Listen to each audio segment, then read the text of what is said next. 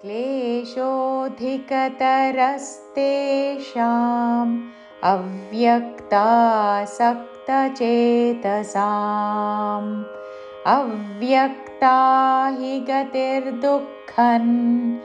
देहवद्भिरवाप्यते क्लेशो तालव्यशो दीर्घमतो क्लेशोऽधिकतरस्तेषां ధి మహాప్రాణాక్షరము ధి ధికత అనకూడదు ధికతరస్తేషాం రస్తేషాం మూర్ధన్య షా దీర్ఘముతో క్లేశోऽధికతరస్తేషాం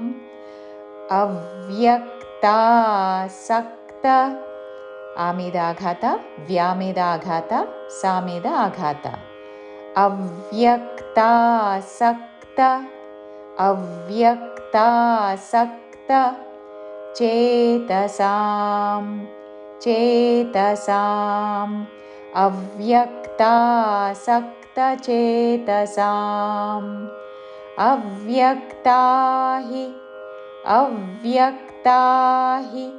హి హ్రస్వము గతిర్దుఃఖం గతిర్ గాతికి ర కలిపి గతిర్ దుఃఖం దు తర్వాత విసర్గ ఉచ్చారణ చేసి మహాప్రాణాక్షము ఖ అనుస్వారం అన్ ఉచ్చారణ గతిర్దుఃఖం అవ్యక్తా హి గతిర్దుఃఖం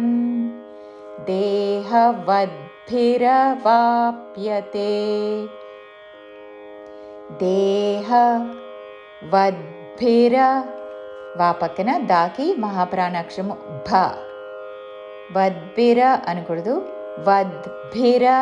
వద్భిర వాప్యతే వా పక్కన పాకి యావత్తు వాప్యతే దేహవద్భిరవాప్యతే పూర్తి శ్లోకము క్లేశోऽధికతరస్తేషాం అవ్యక్తాసక్తచేతసాం అవ్యక్తా హి గతిర్దుఃఖం దేహవద్భిరవాప్యతే